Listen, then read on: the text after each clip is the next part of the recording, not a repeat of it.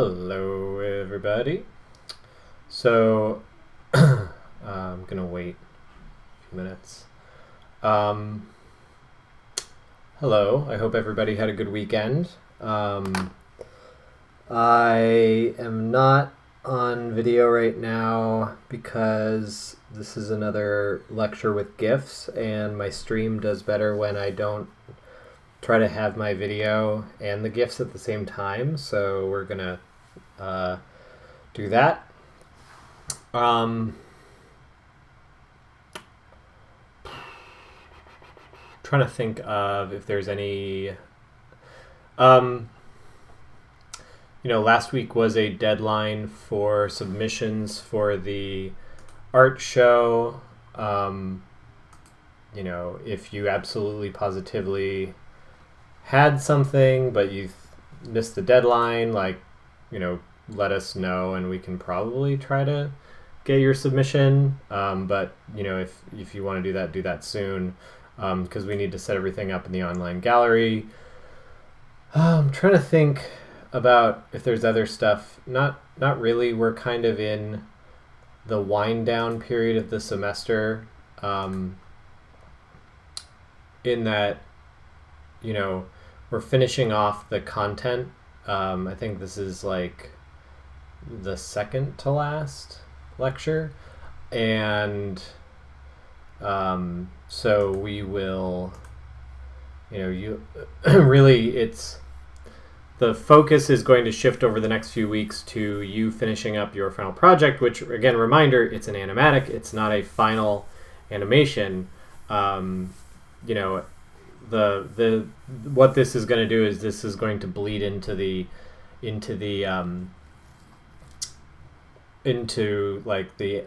animation project class. So hopefully you'll have something that you can take into that and then pitch as a project to work on with a group in that class. So that's the goal. But again, remember, final project, not a full animation. So that's a good segue into today's content, actually, which is about camera shots and film language. And the reason I want to talk about that a little bit later in the semester is because this will really, really directly impact your animatic. It's something that you could have done in storyboard, but it'll also really, really resonate in your animatic. Since animatics are really like, in motion storyboards. So what are we going to talk about today? So the topics we're going to talk about today are, we're going to review some basic film language and cinematography. We're going to talk about building continuity with shots, types of transitions, camera moves, and we're going to talk about staging. So this is, where we've been doing a lot of drawing-based stuff. This is a lot of stuff based on camera positioning, camera layout, and how you are creating different moods and feelings with your camera shots. So again, the reason we're doing this now is because you have a final project of an animatic. So ignore the thing on the right. That's the final animation, but on the left is what you would have as an animatic that would become the final animation. So really, it's a version of the storyboard that you would take into a piece of software, like Movie Maker or Premiere or After Effects, and you would cut and edit the images so that they would have the timing of the final movie that you want. So the cuts would occur in the timing of the film that you want. And when you do this, you'd often do it, and these are GIFs, these aren't videos, but you often do this like with, if you recall stages of how animation is done, you will often record any voiceover or any sound first, and in doing so, you would have that available, and then you could edit this to be in time with your sound. So that is essentially what you're doing. So again, here's an example of an animatic. You can see where this is sort of like, these are the shots you would have with your storyboard. So but with this one in particular, you can see the different shots, the different expressions on the characters. Again, this is stuff that you would have in a storyboard, but you can also see that it has like the scene transitions are very well organized, especially there with the books falling. So those are aspects of an animatic. And again, let me know if there's any questions about that. There are also examples of this in the syllabus, so I highly recommend you go check out the case studies that have examples of animatics. There are animatics, and I've also shared them in the animation link share channel on Discord, but they are there's one from like early animatics from Spider-Verse, and then there are also animatics from the band The Gorillaz. So definitely go take a look at those. So let's review film grammar real fast.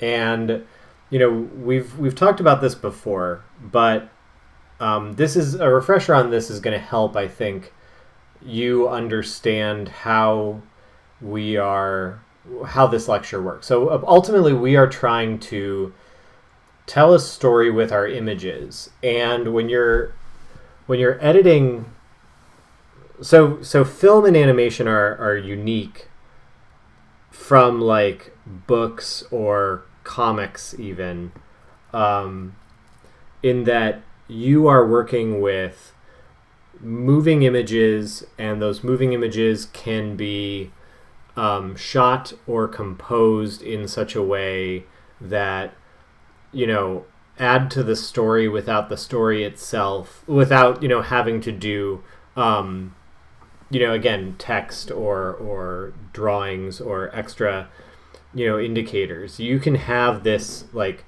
dichotomy of things happening where maybe characters, and I've described now I'm remembering, I probably should have gotten like some images from Citizen Kane, but you can have like, let me see,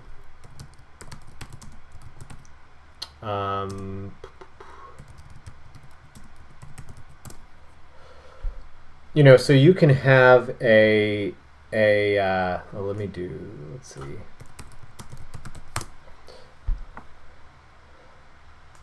You can have shots where characters are discussing one thing and then other characters are in the background, possibly offering like clarifying details. So for example, if we look at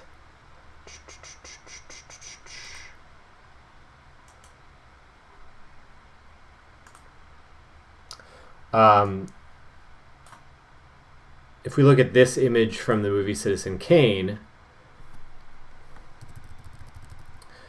you can see that the way this shot's composed, for example, is that Kane's mother and this banker, so she's come into some money, and she wants to send her son to live and be brought up by this banker in the big city, and in doing so, like, give him good opportunities because they are living in like the Midwest or something like that. And the boy's father is objecting. So elements of this shot include, you have these two characters that are in league with one another, wanting to do one thing with the boy are on the right side, the father is on the left side, and it's composed in such a way where he is farther away. You know, we've seen this before where you have like a character that's farther away by himself. He feels very alone. And then in the middle is the window showing, little Citizen Kane, Orson Welles' character, playing outside. So, by having this, what was called deep focus, it gives you the sense of this argument, but it also gives you a sense of like what the argument is actually about. So editing and composition can be really important when you are telling a story, because that adds to that lets you add layers to your storytelling that you cannot necessarily do if you are like writing a story or doing some other doing something else, doing some other medium. And similarly, like all media has its advantages and disadvantages. There's a lot that can be said about if you're a game developer, active versus passive media. So like we're talking about making films and animations, that's considered passive media because you don't really participate in it quite the same way that you participate in a game. So there are elements to this film grammar that we're trying to basically find what is unique about film and and animation, and employ those things in how we lay out our shots. And I want you to do that. Think about doing that when you're making your animatic, is to think about these things. So, film grammar is, we've talked about this before. A frame is a single still image. And if we think about it in terms of like writing an essay or a paragraph or a story, your frame is a letter of a word. A shot is a single continuous recording made by a camera. It's analogous to a word. And remember that a shot is different from a scene, and we'll talk about that. But like if you have a scene where two characters are talking and the camera goes back and forth between them, each of those is a shot. And so, you edit, you might have like the camera focused on the one character throughout the scene. And then what you do is you go to the editing room and you like cut up the film, and then you edit it so that like you get a little bit of the one camera, then a little bit of the next camera, then a little bit of the one camera, and then a little bit of the next camera. So, that's what a shot is it's like you've decided that camera A will be the one that you have like for this chunk of film. And if you recall doing X sheets, we could there's a column on most X sheets for like which camera you're going to use. A scene is a series of related shots. So like I said, that conversation scene, that might be a scene, and all the shots are telling the story of that scene. And then a sequence is a series of scenes which together tell a major part of an entire story, such that is contained within a complete movie. So, if there's like a series of interrelated... so think of like in a Star Wars movie, one of the battles, that's a sequence. That's not a scene, that's a like series of scenes. Like if you have the Battle of Hoth is composed of like a bunch of different little scenes of characters running around the base, and Luke in his snowspeeder, and all the people, all the pilots shooting at the AT-ATs, and then Luke crashing and things like that. You can tell I like Star Wars. And all of this ultimately gets into the concept of what you call cinematography, which is the camera work of filmmaking. And cinematography is an important aspect of, and I'm using a lot of shots from live action films in this lecture, but understand that like all of this also applies to your animations.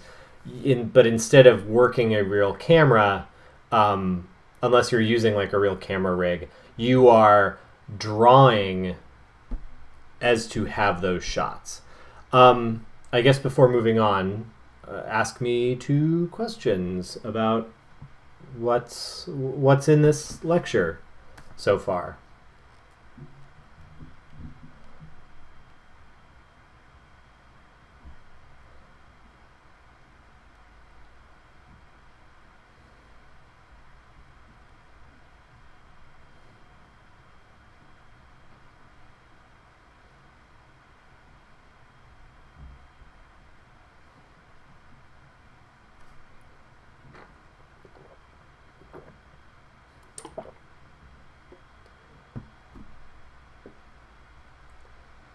So quiet.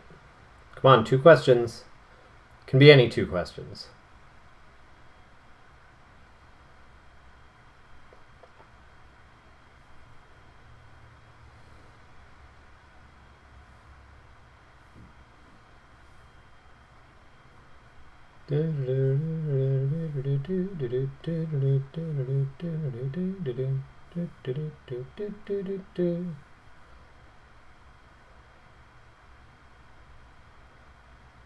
All right. Should we keep different camera angles to a minimum? I know some shows I've watched just go too far with camera movements.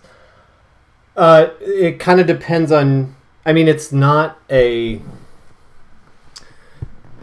norm to have minimal camera angles.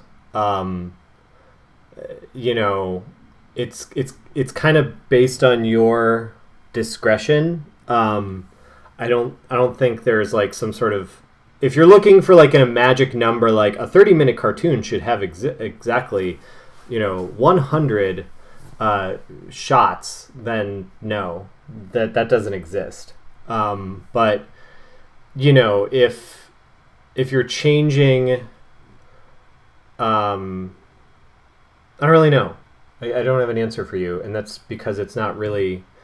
I think there's potentially too many, but I think really the problem is less the number of shots and more the, and we're going to get into this, the composition of the shots, because you can actually make your movie more confusing if you have badly organized or planned shots.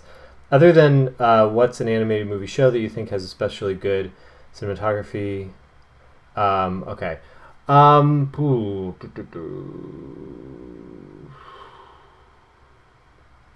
What's that one on Netflix?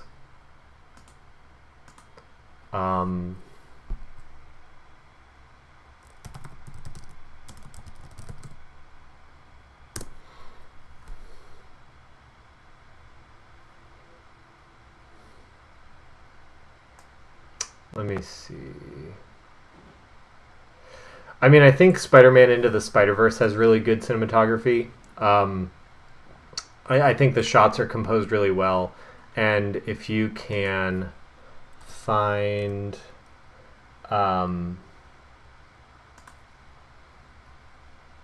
if you can find some of the making of stuff that animators from that have put on Twitter, they actually do have a really cool...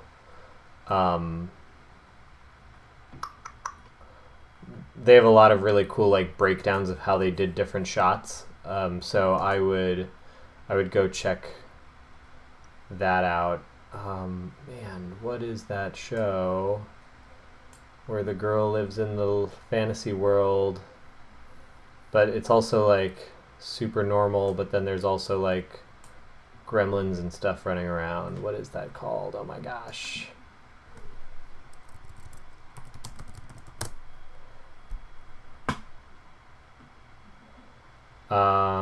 Hilda. There's a show called Hilda on Netflix, which I think is really excellent.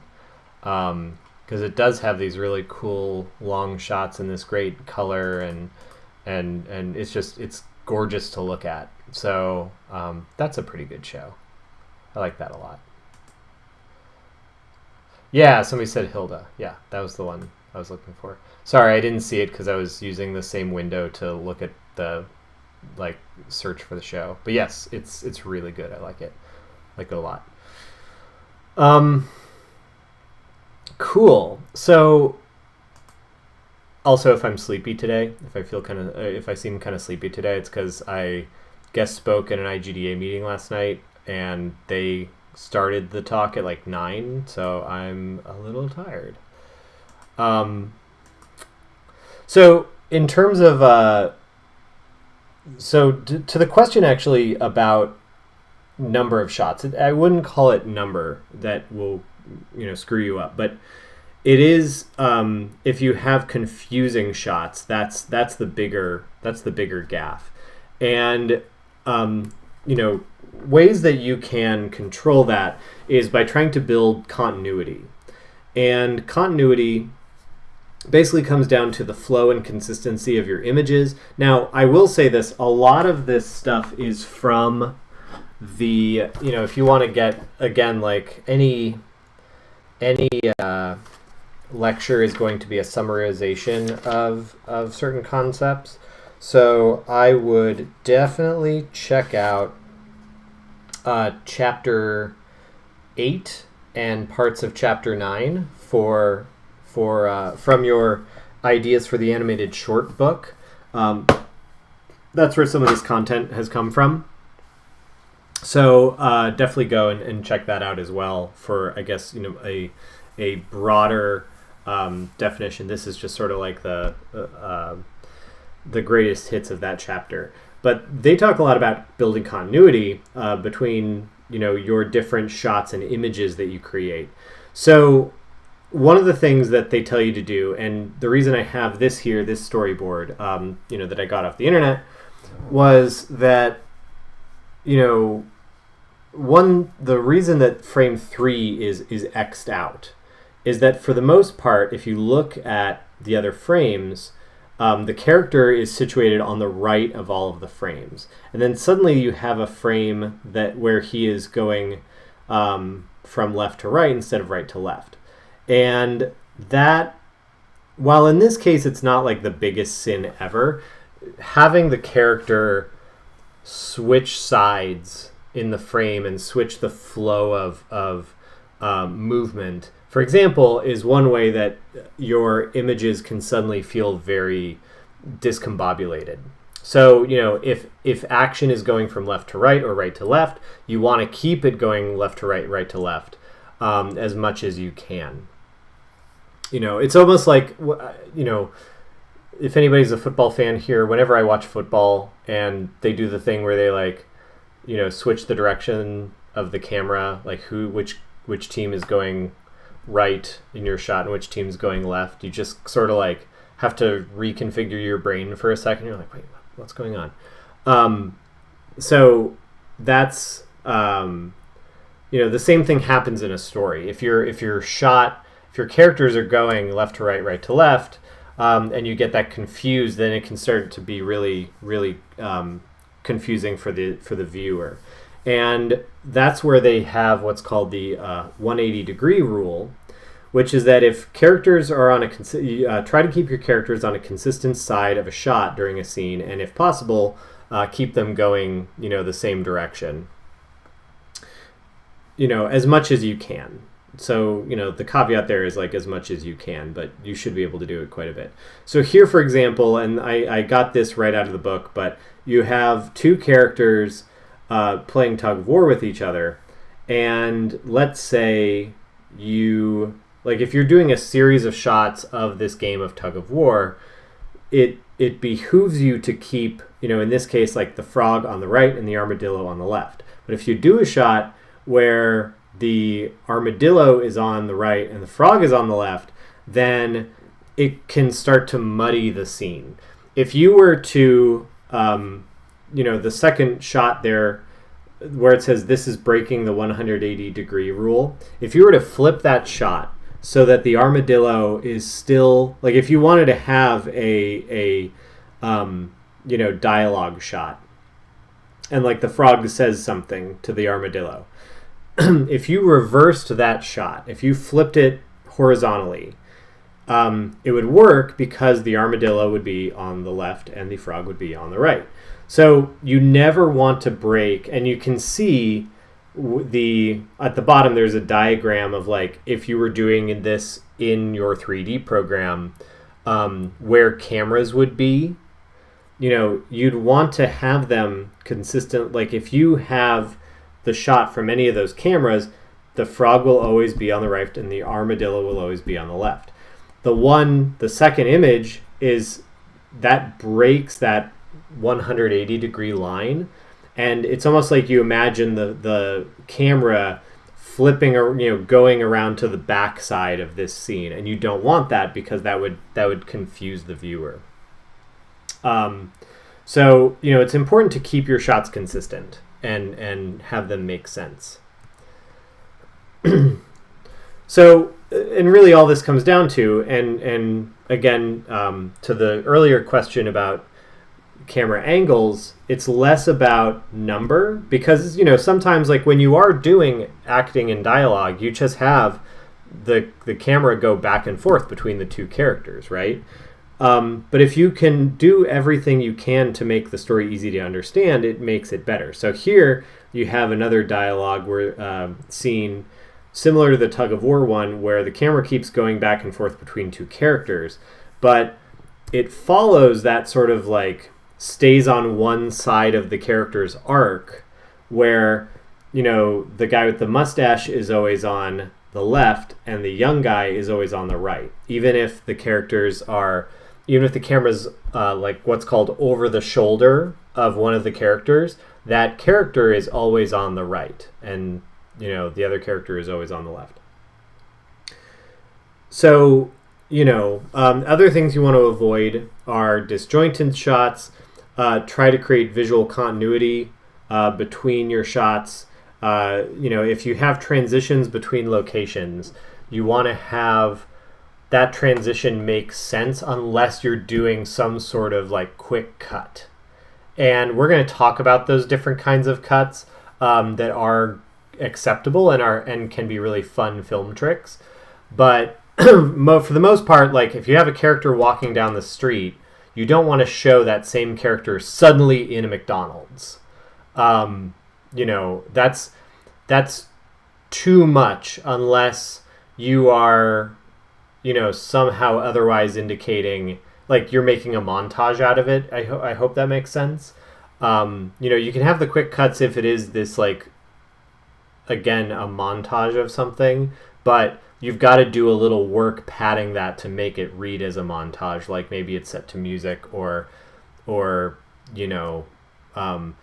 it's a kind of shot where like it's established that you're going to show something happening over time. But if you are just having like any regular old scene and you don't want to give the impression in a scene that does not sort of make the viewer anticipate that it's going to quickly cut to something. And again, we'll talk about what those cuts are. But like, you don't want to give the impression of a DVD skipping or something like that. Again, avoid big time gaps. You don't want to give the impression of like, how did we get here? So, any questions on that part? Because I know there's a ton of you thinking, well, but what about this shot in this movie that I saw, or that shot in that movie that I saw?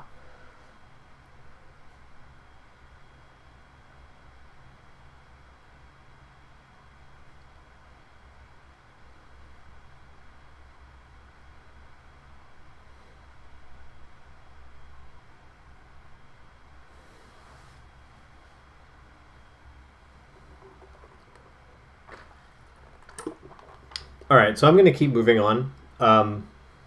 But so we've talked about shots to a degree, and we've talked about how you can do different effects with shots of different like levels of closeness to a character and different angles. But what are these shots used for, and why? So let's talk about a few like more specific types of shots rather than just the placement of the camera. So there's such a thing as an establishing shot, which is a shot, it's usually the opening in a scene, which gives general information about the scene. And it's usually like the setting. So here's a shot from the movie Grand Budapest Hotel, where two characters are dining with one another, and it establishes the dining hall where they are eating. So it is a long shot of the scene to let you know where you are. So this is like anytime you see a Harry Potter movie and there's a shot of Hogwarts, or like Star Wars and there's a shot of Jabba's palace or something. You usually set up the scene by having the first shot be the establishing shot to show, a context of like who is where, whether that be like the characters in the room that they're in, or it actually is something like exterior. So again, here's one from Skyfall. And this one I think is a really interesting establishing shot because you have like James Bond's car outside of, his like Scottish house, right? And there is a contrast between, like, again, the sophisticated like Aston Martin and this old manor house. So that's the establishing shot. You'd have a shot like this, and then you'd have the characters like doing their thing. So we talked about the 180 degree rule, and so there's a shot that fits it, but also allows you to do switching with the camera, which is the reverse shot or the over the shoulder. So let's see. I would assume the cases where those choices are made are typically you have to know the rules to break them cases. Exactly. Yeah. Knowing the rules, and I don't claim to be an expert on these rules in particular, just because this isn't necessarily the type of animation that I do. But yeah, a lot of cases you can mess with this stuff to, again, create a certain type of effect.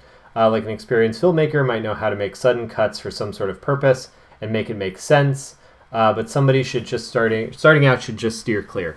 Yeah, more or less. Again, there's like enough of these types of shots where you can actually do this within a set of rules, and it does. They're almost like a lot of them are documented right now. Like you're gonna go when we go through this slideshow, you're gonna be like, "Holy cow! Yes, I know this. This seems so subversive, but it's really not. It's in the textbook." So there is like a lot of stuff you can do here. I guess the times you can subvert them is like it's usually based on your story preferences. Like if you're making, Fear and Loathing in Las Vegas, if you're having a character have like a bad drug trip or something like that, that is an area where, or you're having a character have a dreamy or, some sort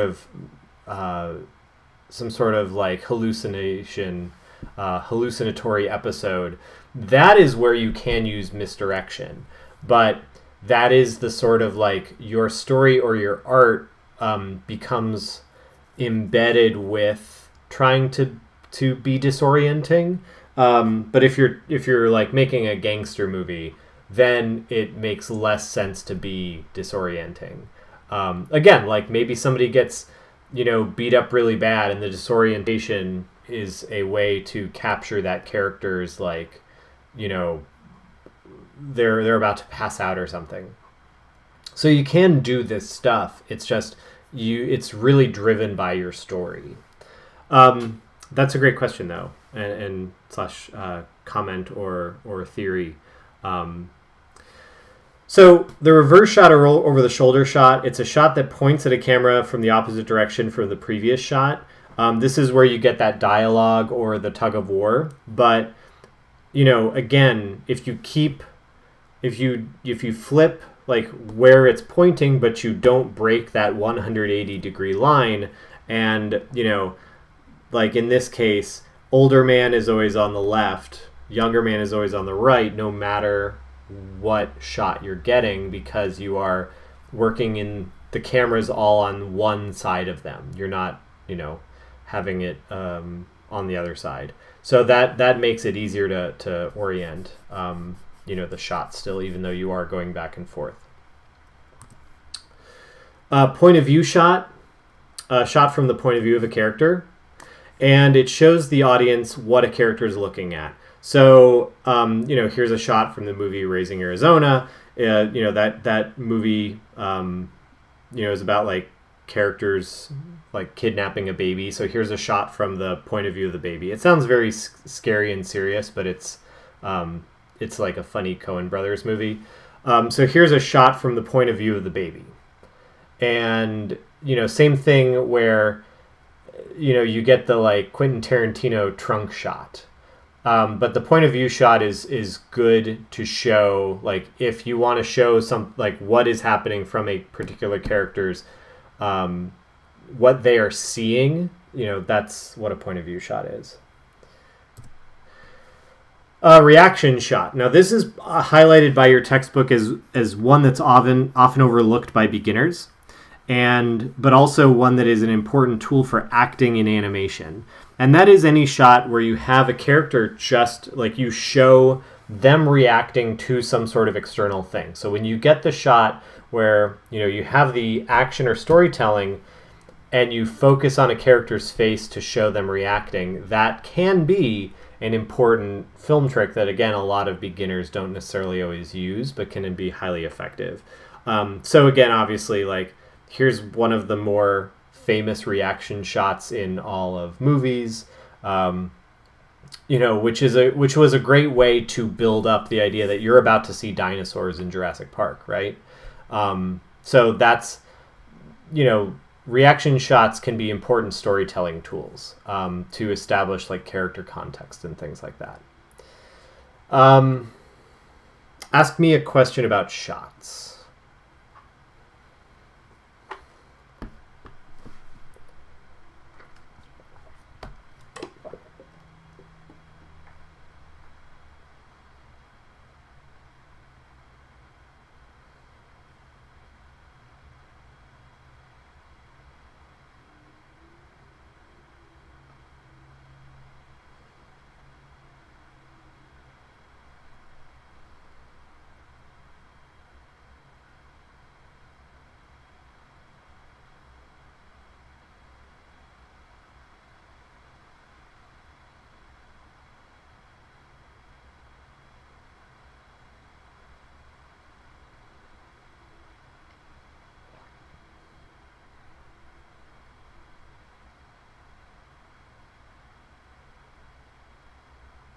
Boop, boop, boop.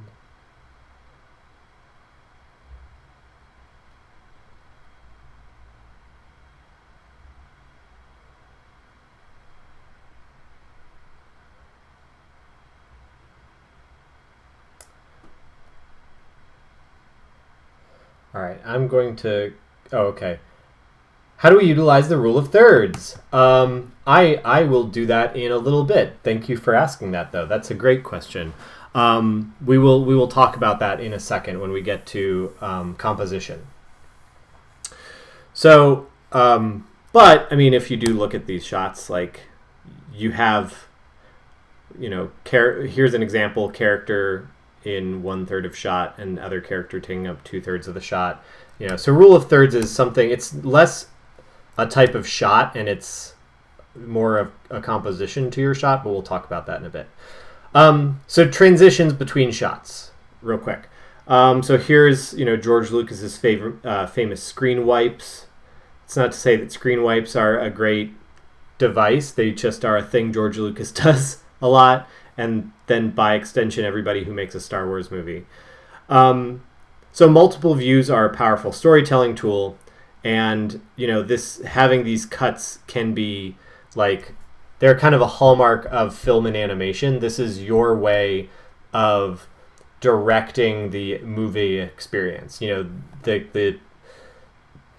deal with a medium where a player controls the camera and they control what the content on the camera is to an extent. And that to an extent is the challenge of something like level design. Is controlling the content on the screen and the composition of the scene at any given time. But, when you're making animation, you have like pure control over this. So, we can talk about like different types of transitions here. So one type of transition is called an insert shot. Now, don't let the fact that there is a lot of Coen brothers in this lecture.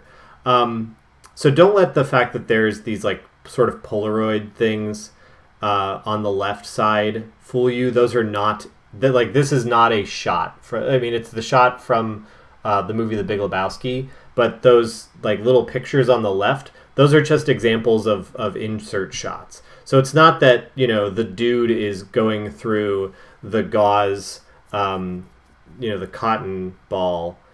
Here, and then these things are floating above him like a newscast.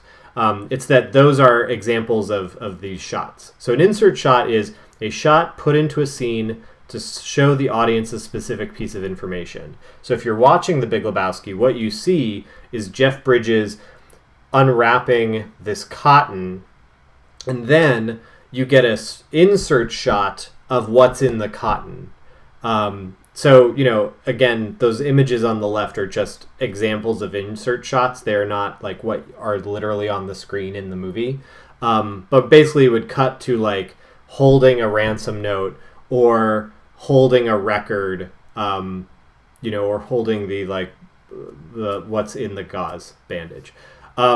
So it's a still shot. Again, it's usually like when you get I'm about to read this letter, and then it shows the letter, and it's a still. And there's a stylistic thing to it where, there was even a time in movies. So if you were to watch like White Christmas in the upcoming holiday season, they'd be like, I'm about to read this letter. And they will like have a matte painting of a hand holding a letter, and you will read the letter as the viewer. Like that's a thing that you don't really do anymore. But that's kind of what these insert shots are. And usually before these insert shots, you have a character looking in a direction, and then the insert shot showing the audience what they're looking at. So it's kind of dark, but here's an example from Return of the Jedi where like Luke Skywalker is in the Rancor pit, and he looks. It's a bit of a long GIF. But, he looks off to the side. So here we go. There he is. He looks to the side. And then insert shot of the door mechanism. And then he, enacts his plan to, like, make the door fall on the Rancor. So the insert shot shows that Luke Skywalker, it shows, first you see him being, have a moment of realization and look in a direction, and then you get to see what he's looking at. And that's the insert shot. So again, like The Big Lebowski, the dude picks something up and then it shows you what he's holding or something like that. Another type of transition is called the cutaway. It's shots that cut away from the main action to show something happening at the same time. So here's a shot from the movie Ferris Bueller's Day Off. You have Ferris on the phone, calling the school to be like, I'm sick, I can't come in today. And you have Principal Rooney. It cut away. You get a cutaway to Principal Rooney being like, yeah, right, kid. So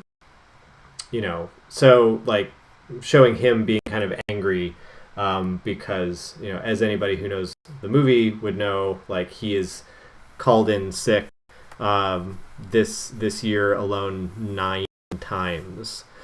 So cutaways are it's showing you a different part of the same scene. So it's showing you maybe what another character is doing in the same scene. So it's good for character reactions to the main action or showing parallel action. Again, here, Principal Rooney reacting to Ferris. So if you're squeamish or light gore averse, I would look away from the next slide. Because it's the plane shot from Raiders of the Lost Ark. So, if you're blood splatter averse, just a content warning here real quick. But here I go, 5, 4, 3, 2, 1. So here's another type called a cut on the action. And you also get this in Westerns where somebody's hanged. But usually it's used to mask something unpleasant. So it's a quick cut to a related but non-primary shot, and again, usually used for violence. So here, in this case, for example, you have, Indy is fighting big Nazi guy, and, he falls on his back while the plane is rotating around, and, because he sees the propeller coming, big Nazi guy does not see propeller coming. And then you get the scream, and then it cuts away. It does a cut on the action to show the splat instead of us seeing the splat. Because for both budget and taste, you don't want to do that. And it's the same thing in a Western. And your textbook uses the example of a Western where if an outlaw is being hanged, they would show the outlaw with the noose around his neck. They would throw ketchup on the wall scene. They'd show the outlaw with the noose around his neck. They'd show him probably like his face looking down. They might show his feet, and they might show the trapdoor underneath opening, and then you'd just get the rope stretch. And then you'd get a like a long shot of the gallows. You wouldn't have, like, it would use that to not be graphic. This is a more graphic example, but use that to not be like super duper graphic. That's not the only reason you do these, but this is probably the most normal reason to do these, is again for violence. Then you get cross-cutting, which is if you are having different things happening at the same time in different locations. So this is different from gonna go past the splat cut. This is different from the cutaway, because like these two characters are directly interacting with each other. You also get this if two characters are like in the same room, right? So, another one would be like, a Bond movie where, one of James Bond's like allies, or there's like multiple people in the room, and there's a conversation between Bond and the villain, right? And somebody's watching. You'd get occasional reaction cutaways to character, also in the same scene, right? Quick cutting is for when different things are happening in different locations but at the same time. So this is like when I Google searched cross-cutting. When I Google searched cross-cutting to get a good GIF of it, I only found Christopher Nolan movies. So Christopher Nolan uses a lot of cross-cutting. And typically what this is when, again, this isn't the only reason you'd use it, but what you get is when there is like a big battle sequence. So there's a lot of cross-cutting in like the Lord of the Rings, when you have like different characters doing different things or really any battle scene. Like Star Wars does this a lot too. When you have cross-cutting between like, maybe characters who are fighting in different areas of a battle. You also get this in like heist movies. So, here's a shot from Inception, and here's different characters enacting different parts of the plan at one time. So it's cross-cutting back and forth because they're happening simultaneously. Now, you might be wondering, well, wait, doesn't that break the rule of having things kind of like consistent and simple? And it does. And this is a reason that you would subvert that, like, not have cross cuts between like very different contexts, so you're breaking that rule, but the way you're breaking it is that you are setting up that they are about to do this. You're having the planning scene, right? So you're having like the thing where the characters explain to each other, or you can do it Ocean's 11 style, where the planning scene happens with the cross cuts. So, you have George Clooney doing the voiceover. It's like, and this is what you're going to do. And then it goes like, and then the music starts like, do, do, do, do, do, do. And then you see the cross-cutting. It's like, while that's happening, so-and-so is up in the lobby doing this. Which is totally how he sounds. I make Ocean's 11 sound so dorky when I try to do Ocean's 11. But that's, you are telegraphing that there is about to be frenetic action by these characters in multiple places, so your brain like understands what's happening. Knowing the nature of Indiana Jones movies, it works well to add some dark humor to the scene, in my opinion. Oh yeah, it's a brilliant scene. Like, I just wanted to make sure, like, if anybody was not familiar with it or was like violence averse, that I gave them a content warning. So Baby Driver planning scene is also very good. I need to see that. I've only heard amazing things.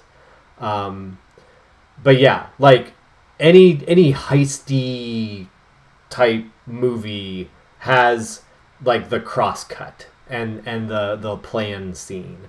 So it's immediately it's immediately effective. But again, those planning scenes are really great because they set up what's about to happen, so you can just like smash continuity while still having continuity. Other types of things that are pretty self-explanatory, the cross dissolve. Cross dissolves are when you have like two scenes and they fade into each other. That's it. It's a technique. It's actually pretty easy to use in something like Premiere. There's just automatic cross dissolves, but that's a type of transition. Other popular ones are the fade to black, the fade to white. You'd use them for different reasons, but they exist. And the other one is the iris in, which this is a GIF of, but so it shows it kind of expanding and contracting, but this is from what's that Scorsese movie with Boston and Matt Damon in Boston?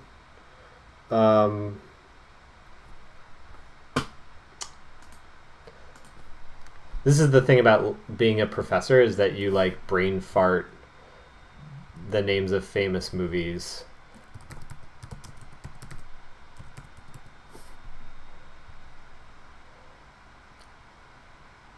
Is Google gonna see it first, or is The Departed? So I saw that. Yeah, there you go. Thank you. So iris in is like if you're going to show a circle focusing in on a character or object while the thing is the screen turns black. This is like the famous old cartoon ending where it irises in on Bugs Bunny's face and he'll be like, "Ain't I a stinker?" and then like finish or something like that. So yeah, that's what that's called. It's called iris in, but that's another transition you can do. Another transition, which is kind of fun, is the match cut. So the book uses this really interesting example of like if you are in a basement and there's a you have a focus on the light in like a light light in a basement, like a light bulb, and then it transitions to like it cross dissolves with like a desert shot, and the placement of the light in the basement is in the same place as the sun in the desert. That's called a match cut. It's a transition between two shots that are similar in composition. So here you have one where it's like shot that share a visual element or layout. But then the other thing you can do is even if just like it's two back-to-back shots where a distant shot to a closer shot of like the same action. So if a character's eating and you have the character like a longer shot and they scoop cereal out of the bowl, and then the next shot is a closer shot of a character putting the cereal in their mouth, that's considered a match cut because the content is similar. Or again, you can do like the really clever ones like this one from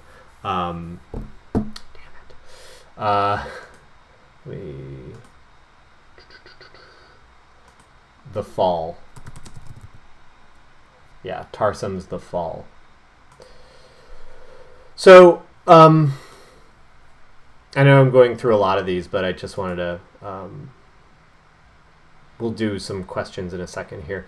Another type of transition is called the jump cut. So, I had a really interesting... I went to architecture school, so I didn't have like a lot of training in these kinds of like formal training in these kinds of cuts, but I focused in digital media, which at the time was a lot of like walkthrough animations, and we actually used jump cuts quite a bit.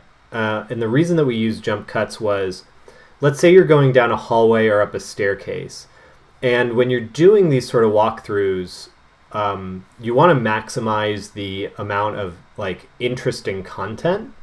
So if you're going through like a back staircase or something like that, And if there's like 3 seconds where you really only see wall and stairs, that's just kind of a wasted 3 seconds, is what I was taught. So what you would do is you might cross dissolve between go like starting to go up the staircase, and then you would like do a cross dissolve to being at the top of the staircase and then going into the main living area.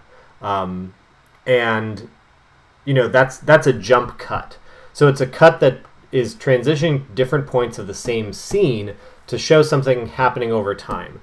So you've probably seen this in movies. So this is from the movie The Royal Tenenbaums, where one of the Tenenbaum kids, obviously, Luke Wilson is not a kid, but like one of the Tenenbaum children, who are adults at this point in the story, he's like cutting his own hair, and he, instead of showing Luke Wilson cutting his own hair for as long as it takes Luke Wilson to cut off like a ton of hair, it jump cuts to like, then a little bit more hair is gone, then a little bit more hair is gone. And you would use this for scenes like this where you don't need to see every bit of the thing happening. Like I said, if like even when I was, we would use it when we were doing walkthroughs, because it's like, well, that's 3 wasted seconds. We want to get to the good stuff. And it's the same thing, like if you're conveying that maybe something's taking a long time and a character is like waiting for a bus and the bus is late, you might do jump cuts to show the character like, at the bus station and it's kind of like morning lit, and then jump cut and maybe it's more like daytime lit and the character's like slouching a little bit, and then jump cut and it's a little later in the afternoon and the character is like asleep, and then jump cut and the character is like, super duper slouching in the chair and it's like sunset or night, and that would be like jump cuts to convey something taking a long time. So that's what those are useful for. Ask me a question about this.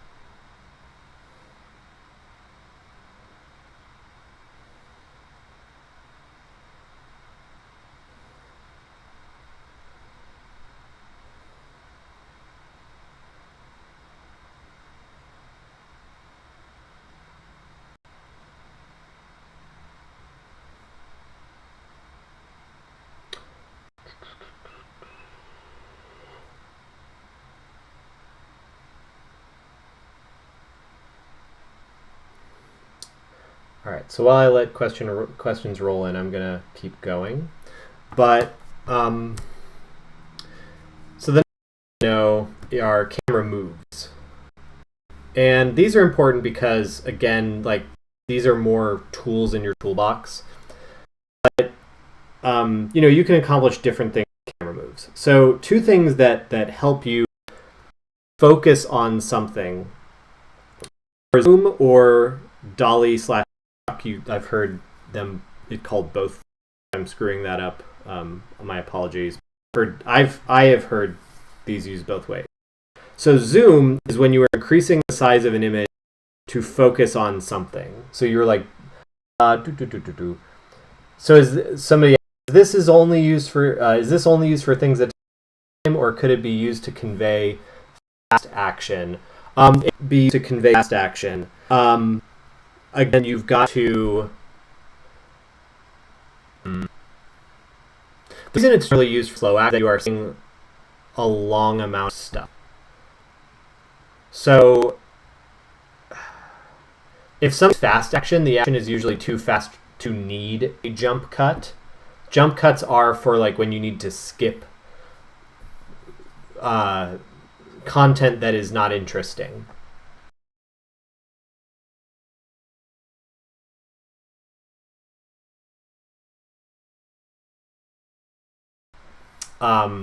So, the only time that you would show a jump cut, by my understanding of jump cuts, with fast action is if you're like trying to show that the fast action is actually sustained over a long period of time.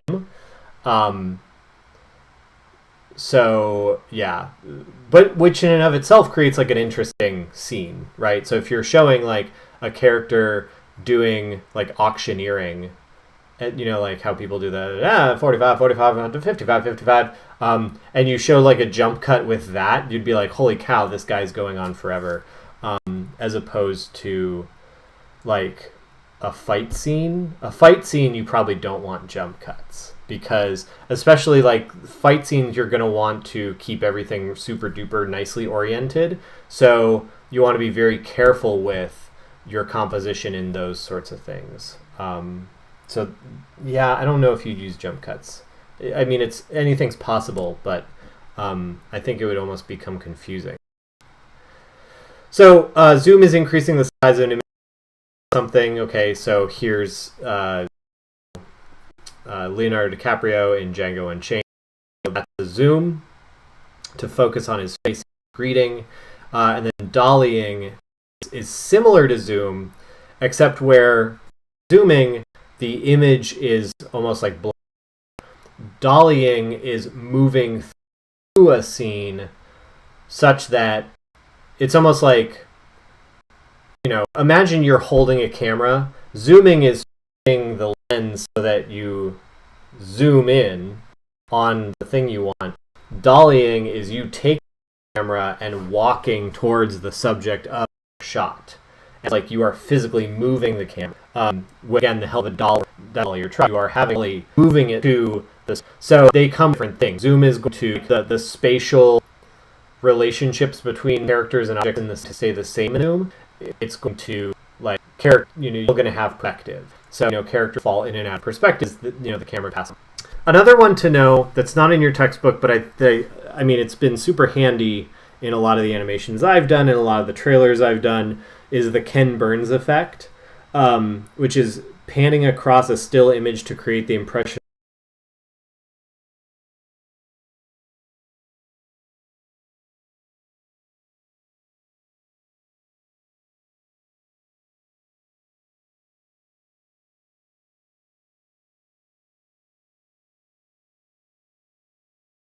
of motion. So essentially you zoom in on a still image, and so if you were animating this in like Premiere or After Effects, you would take a still image, you would blow it up very big, and then you would set it to move over a period of time. And what that does is it takes a still image and creates the impression of motion.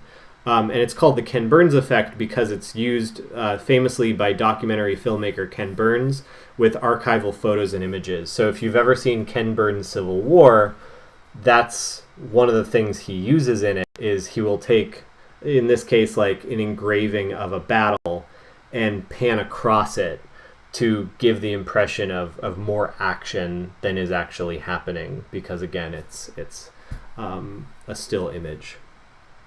I can hear this image. I can hear the like.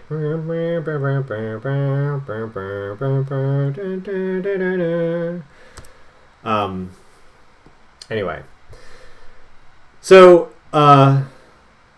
real quick notation on storyboard. So actually, how do you convey this? And even though we're past the storyboard phase, let's look back at the images of this animatic. You can see little arrows and little things happening here where it's doing the indicating we're talking about in this current slide. You can see that those little red are doing the work that the diagrams in the slide that we just had up is doing. You don't see it as much here because these are each like individual shots that don't move. But if you are having camera movement in your shots, you want to indicate that in any storyboard or anything you have. So if you pan right, you're usually going to have arrows going right or on one side of the image and then pointing to where the shot is going. Same thing with left. If you're having zoom in or out, you have arrows at the corners going inward or going outward. Tilting up or down. So if you're doing rest in peace History Channel before all the aliens crap. Yep. So there's notation for tilting and rotating, all kinds of other stuff. So there is a consistent language with this, but it's not so important that there are accepted like visual language elements like these, but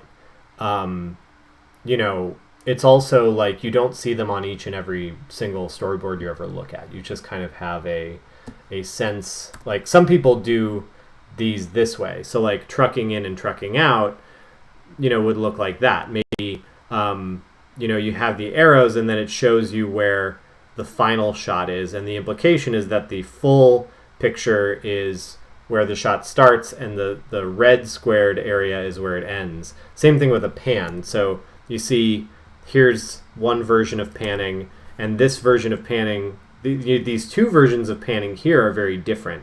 So you don't, it's not like there's some sort of textbook way to do this.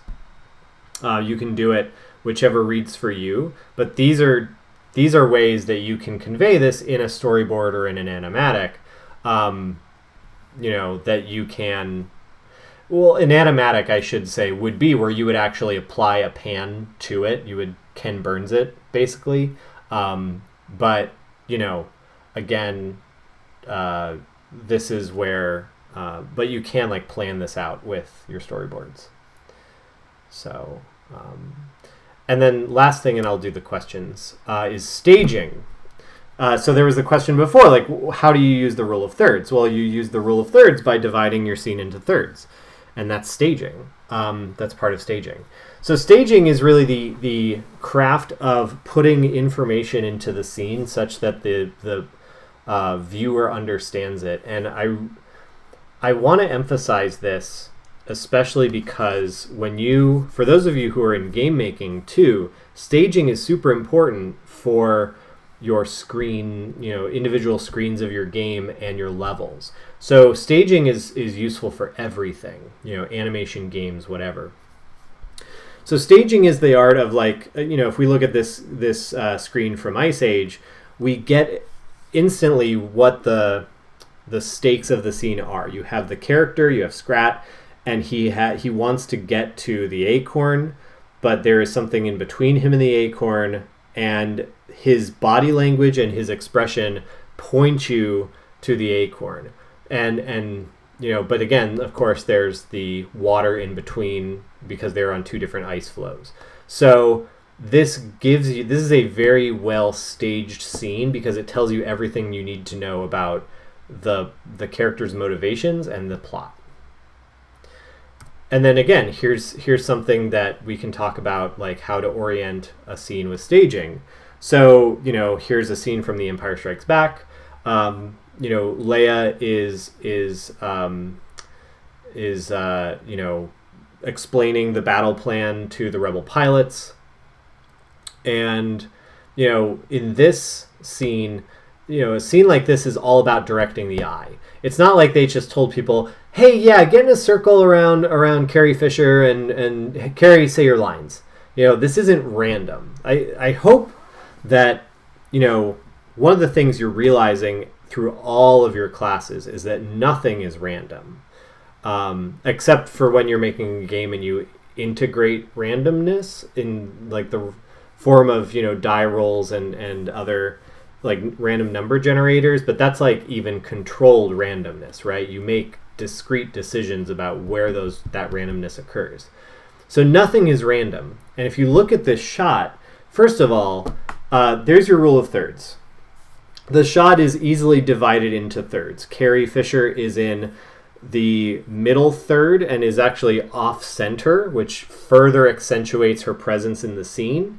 You have a rebel pilot. You have rebel pilots in the immediate foreground, roughly around the lines of thirds.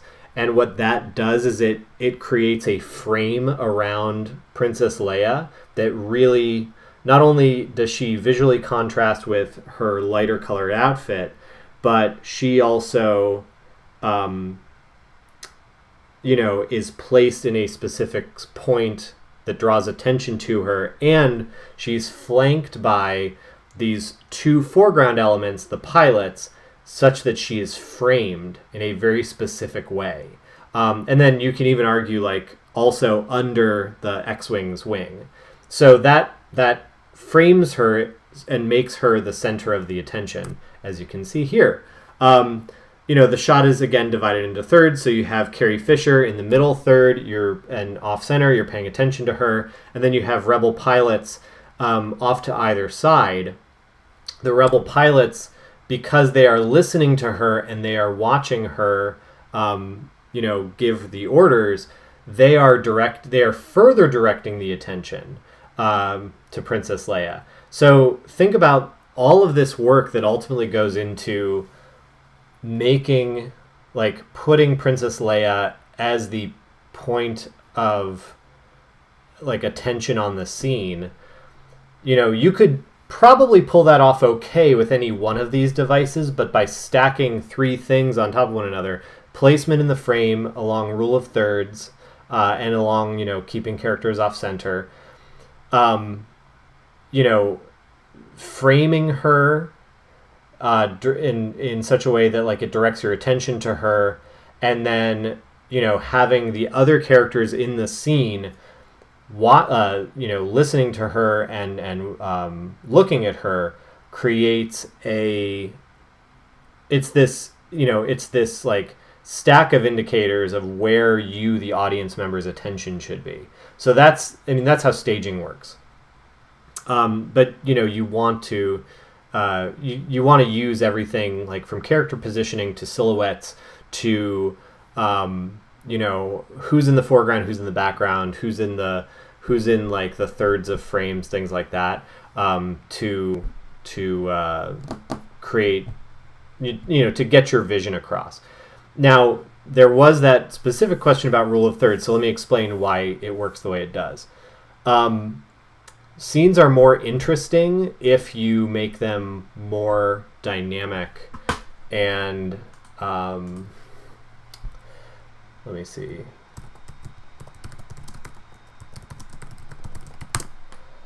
I saw a really cool, there it is, image earlier.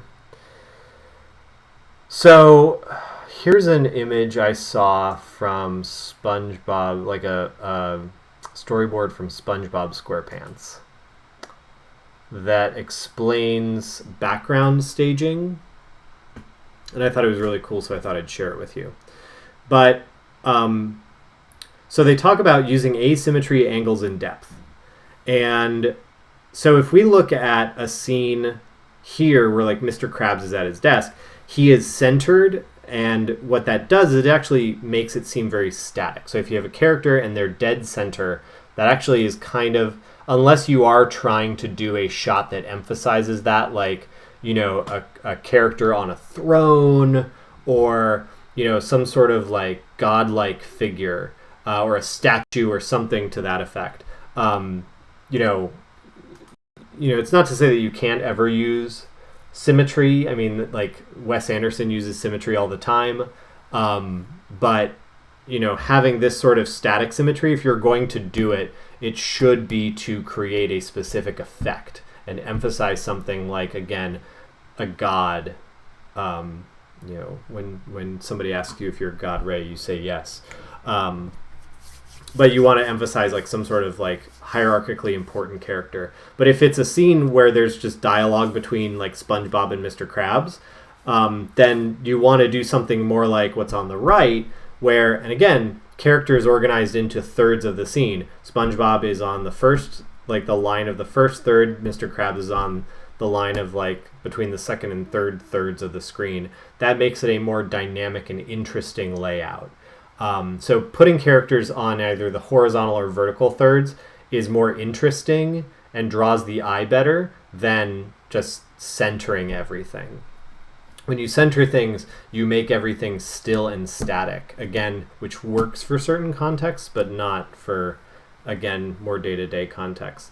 You can also see here with backgrounds, they recommend doing perspectival backgrounds, so backgrounds with a perspective.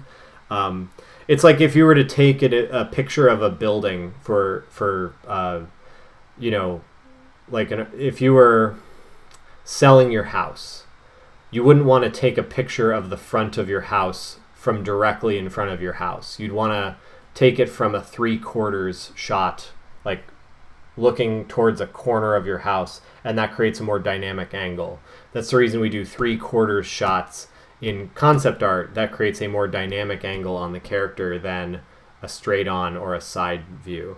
And then same thing here with Squidward and SpongeBob. The thirds, rule of thirds, is okay for the picture of them like on the left, but it's more interesting when you emphasize that third, so SpongeBob's in the leftmost third, Squidward's right in the center, and then you have this like more long perspective of the restaurant, you know, in the shot there. So, you know, it's something like that's not complicated, but it is like you can, it's almost like you get a lot for a little investment when you work with rules of thirds. So I wanted to spend some time with it since you asked. Also, look, there's rules of thirds again. Once you see it, like you cannot stop realizing that everything's on thirds. So here's, you know, a shot from Ratatouille, and, you know, obviously they're like, how are we going to get into the house? And, you know, Remy's thinking about it, and then you have, like, the answer is always in this shot. Like, man, I wish we can go inside the house and get more food. And, or no, this is the scene where he's like, how can we cook the food? That's right. How can we cook this food? The answer is always in the shot. And you have, like, the focus is on Remy, and then the focus changes to the chimney, and then Remy, like, you see the chimney and it's in focus, and then focus switches back to Remy when he realizes, oh wait, we can cook it on the chimney. But you see, like, the staging of this is like he's wondering about it, the answer's in the background, he's in the rightmost third, while the setting is in the left 2/3, and then you get a focus on that. You know, like, it changes focus, and thus by changing focus tells you, you know, tells you what's going on in his head, and he doesn't have to narrate it like, you know, I am now thinking about the chimney. My goodness, what a good idea. I will use the chimney. You know, he doesn't narrate that out.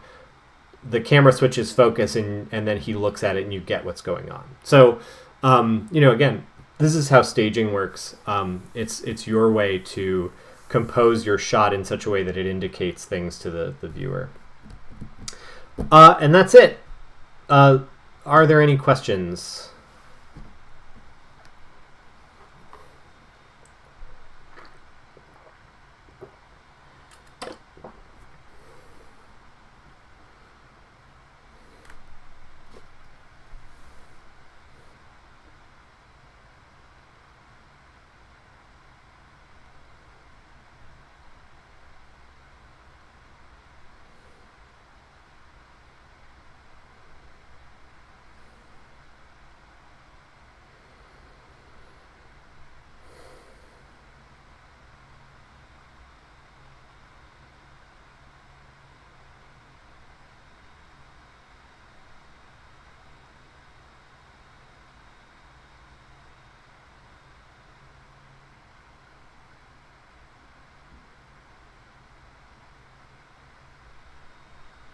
Okay, well, if there's no questions, I'll be around in Discord if you need anything, and I will talk to you later.